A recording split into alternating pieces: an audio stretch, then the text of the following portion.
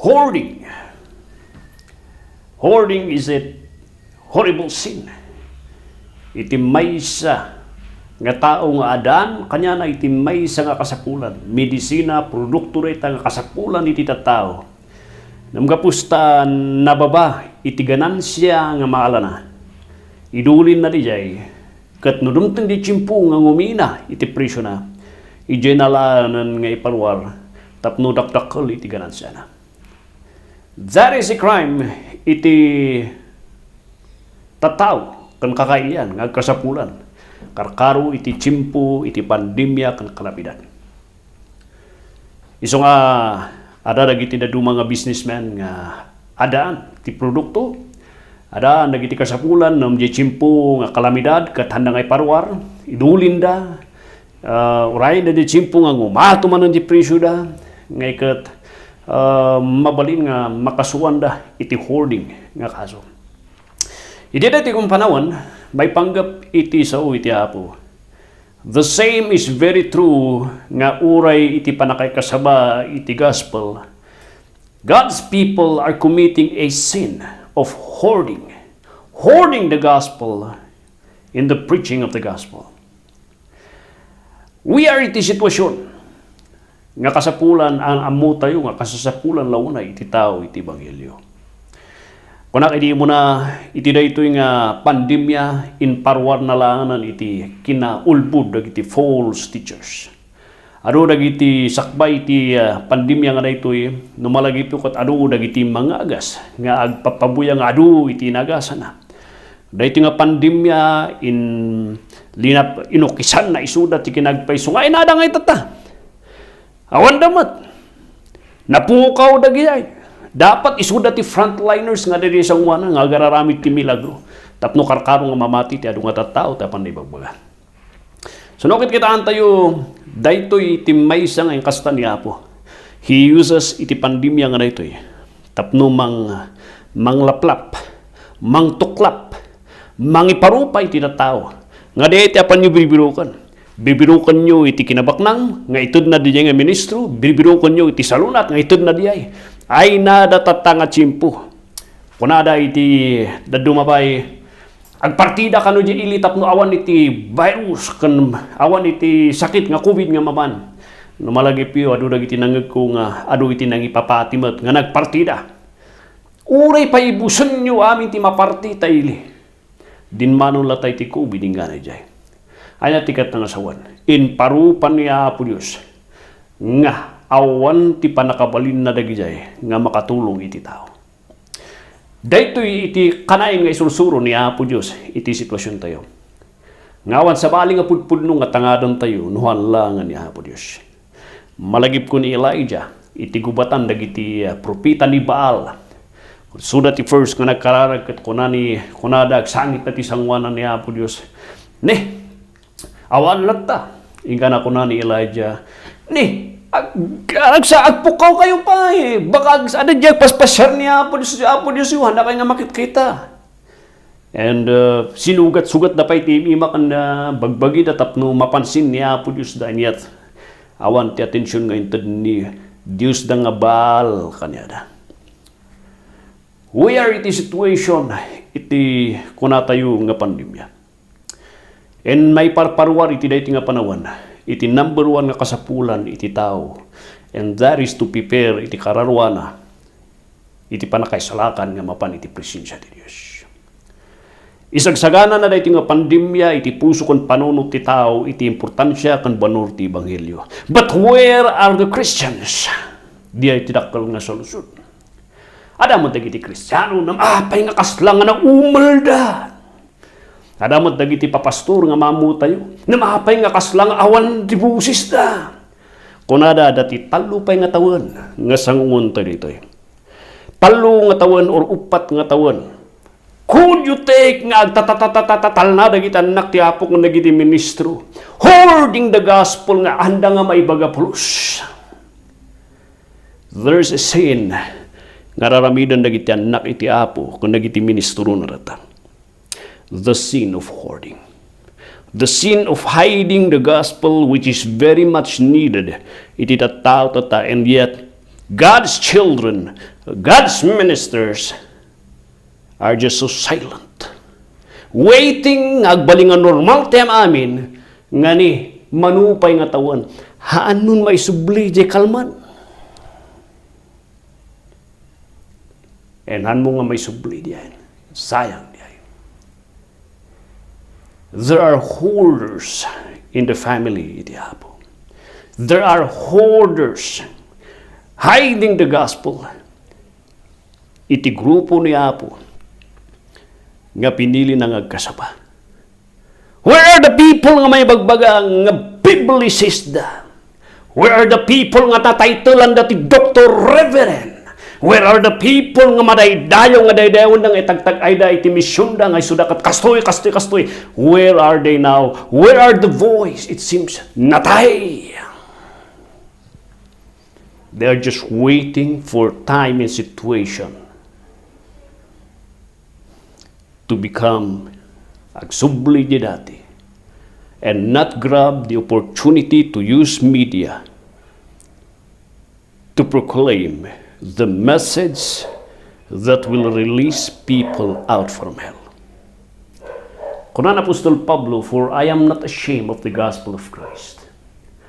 For this is the only power of God unto salvation, to everyone that believeth, to the Jew first and to the Jew first and to the Greek.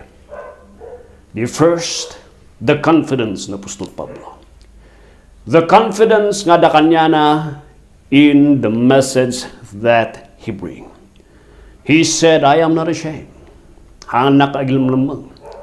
Haan kung kaluban itingiwat ko, itibulong. I could not keep myself, nga itatal na lang.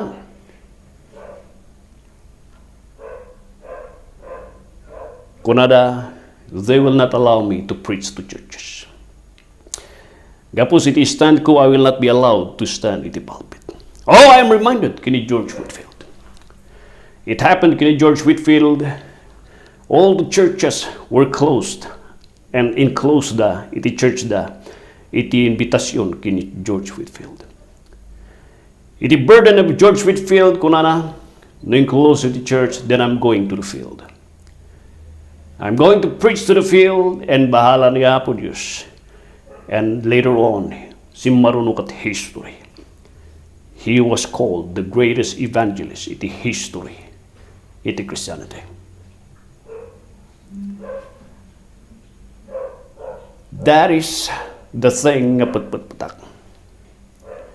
When I heard that some churches could not close, and I was not given the permission to stand because of the stand that I have, I did not give up. Haan ko nga inibatan nga naukusak at kung nakawanan ti sisibik. Apanak lang na ni Jay. I could not keep myself nga kunak. Hanya nga nga ron. Alam nga nagtatal na. The Lord opened it in ministry. It is social media. When people closed the gidi churches, iti awis kanyak. The Lord opened another ministry that nobody had ever thought nga mabalingayam dito'y. Iso nga da dito'y social media nga ministry tayo. And I'm trying to reach out dagiti kakailian because of the confidence that I have. Nga iti minsay nga dandanon ko. Kat it is a powerful message that will bring salvation. Awanan na duma. Anya ti minsay nga mangisalakan iti tao. It is only the gospel. What is the gospel? It is the death, the burial, and resurrection ni Kristo.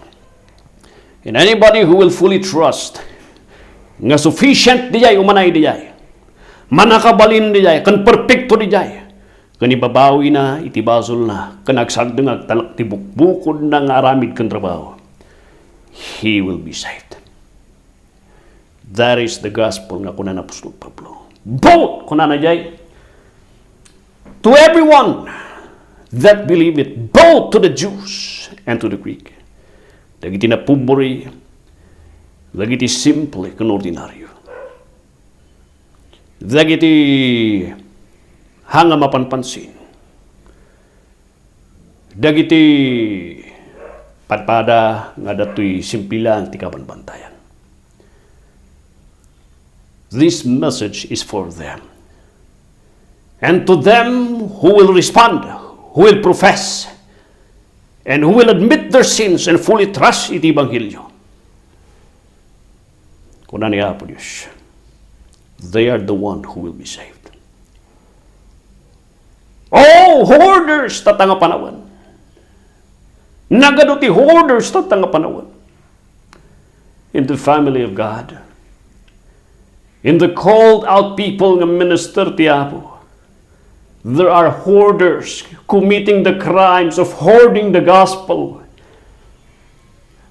Oh, my friend.